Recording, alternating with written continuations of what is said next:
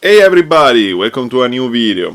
So in this video I will do something that I never did until now, which is actually to start with the basics of Jitter, so start with Jitter from scratch.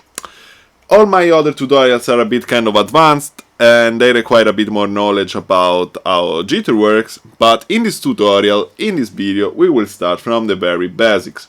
So what is required to follow this video is a bit of knowledge about how Max works in general, a bit of knowledge about the basic objects of Max, like for example the metro, like for example the random object, the counter, and objects like toggle, bang, float number, integer number, message boxes, the write inlet property of message boxes, and the dollar variable property of message boxes. So this is actually kind of everything that's required to know to follow this tutorial. Okay, so without any further ado, let's start. So as the title says, in this video we are going to see how to play a movie in Max and how to play our webcam, so the input from our webcam. Now, let's start with the movie. So we have two ways of playing a movie with Max. We can either just drag a movie from our computer, drag and drop it inside Max, and it will appear in this Jit playlist object. Now, to visualize it, we have to create an object called jit.p-window. So this object is called jit.p-window. Now, when we connect the output of the playlist with the jit.p-window object, we can see our movie inside the p-window. We can also enlarge the window, can do what we want, we can loop the video inside the playlist. We can loop the video inside the playlist using this, clicking on this icon, which is the loop icon, and we can scroll the video. We can also set some looping point. But if we want to have a bit more control on our video, then we have to use the Jit movie object. Now the Jit movie object, as I said, gives us a bit more flexibility and a bit more control on our video. If we go on the help file of this object, we can see that it has a lot of attributes and messages that we can send to him. They give us information on the movie and they give us pretty good control on the playing of our movie. So let's actually see how to use the Jit movie object. Let's connect it again to the GP window. So the GP window is the mean that we have in Max to visualize a movie or an image or everything that is visuals inside the patch.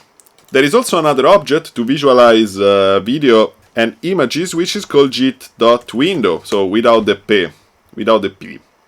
And this, as you can see, creates a window that just floats around in our screen, but this object we will see later. For the moment, let's just stick with jit.p-window. So to load a movie inside the Jit movie objects, we have two ways. Either we can just drag and drop it as we did before, or we can use the read message. So we create a message with the word read written inside, we attach it to the Jit movie, and then we go into our disk to look for our video. There are also some built-in videos inside Max, which you can find inside this video icon here on the left, and you can just drag and drop them. But as you can see, the video is not playing yet, even if we can already hear the sound. So to play the video, we actually have to send a bang to the Jit movie object. So let's try. As you can see, I'm visualizing a frame of this video. Then I visualize another one, and then another one, and so on. But if you notice, these are not subsequent frames. So the frames is not like frame 1, then frame 2, then frame 3. These are frames that have a different distance in time. And that's because actually the Jit movie object is continuously playing this movie under the hood. So we don't see it, but the Jit movie object inside is continuously playing the movie, and when we send a bang to it, then it gives out the frame that is currently playing inside. Okay? So to have a smooth visualization of our movie, instead of clicking like crazy, we can actually just attach it to a metro object and give it a time interval for the bangs. Let's say 33. So we connect it to the Jit movie object, attach toggle to activate the metro, and we have a video that is smoothly played. Now the sound is a bit annoying, so actually to remove it, we can give to the Jit movie the message vol 0. This is an attribute, by the way. Let's make a digression 1 second and talk about attributes. Now an attribute, if you go in the help file of every object in Max, you will see that you have two lists. One is messages and then you have attributes.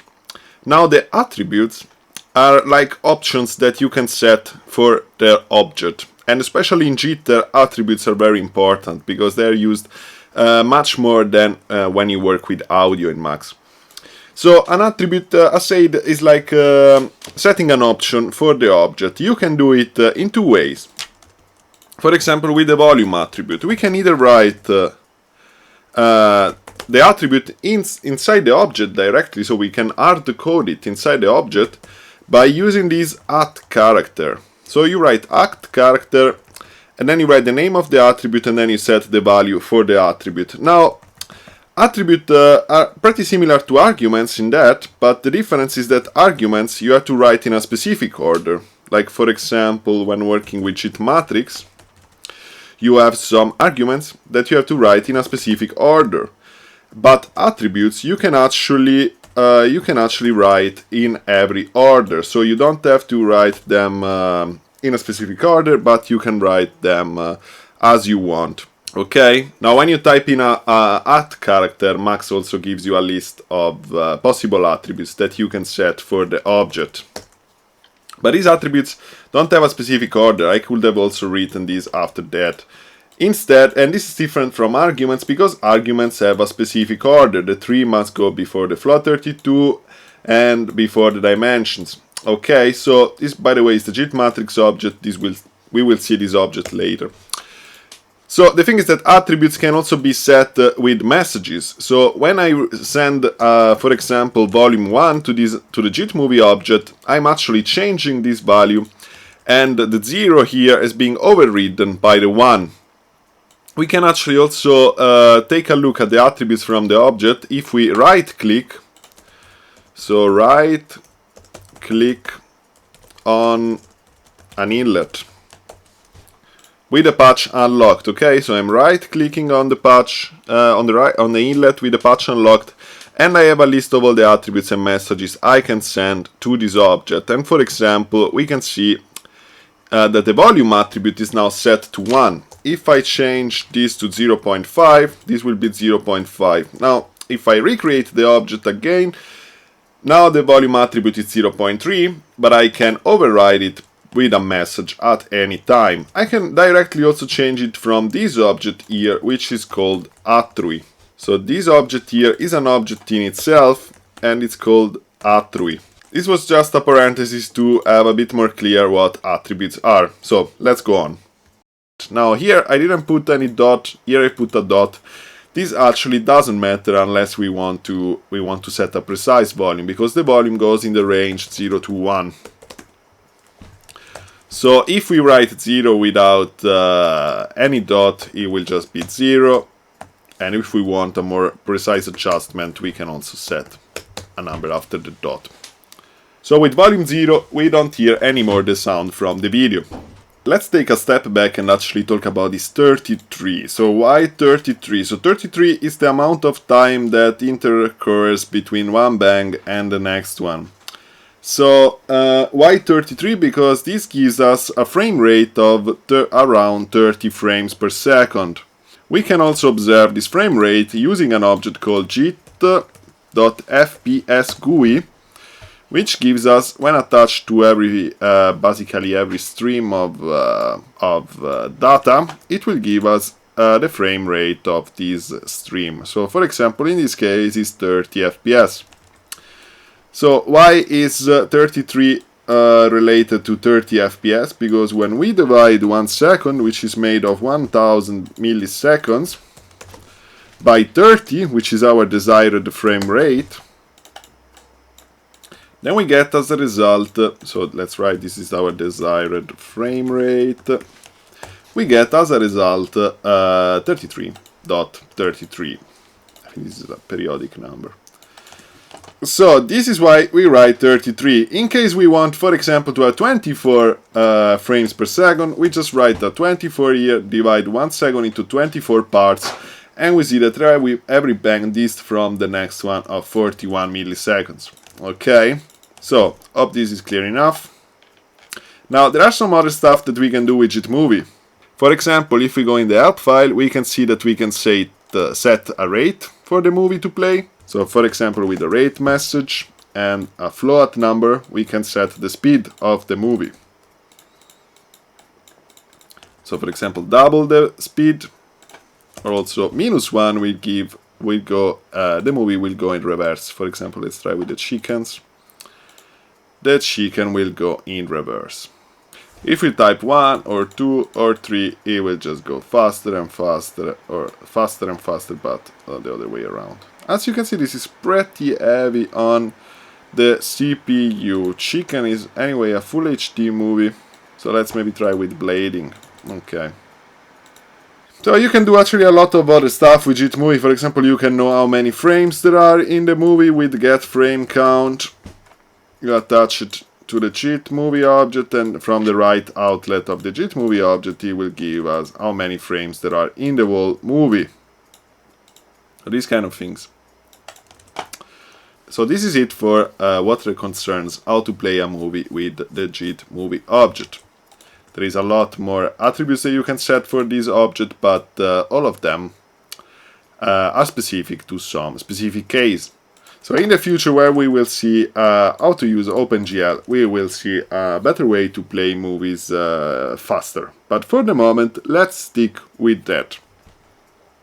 So this is how you can play a movie with Max. Now let's focus on the camera. Now the camera is exactly the same thing.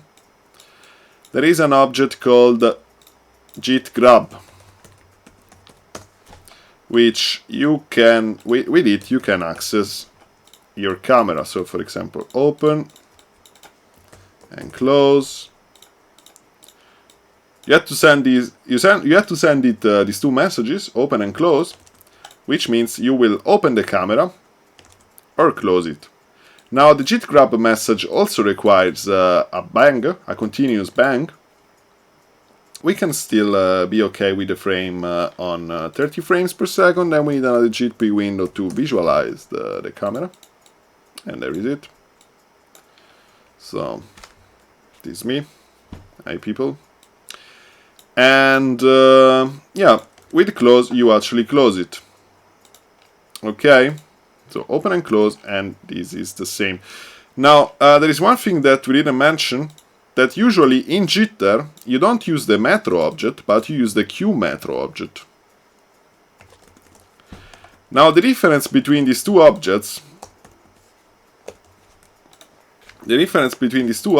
is that the metro object will continuously send out bangs no matter what is happening in the patch, while the qmetro object will actually wait that all the processing since the last bang was sent out is finished before sending out a new bang. So we'll actually put so qmetro will put the bangs in a queue,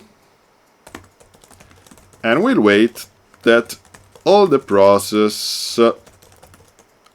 processing in the patch is completed before sending out the next bang.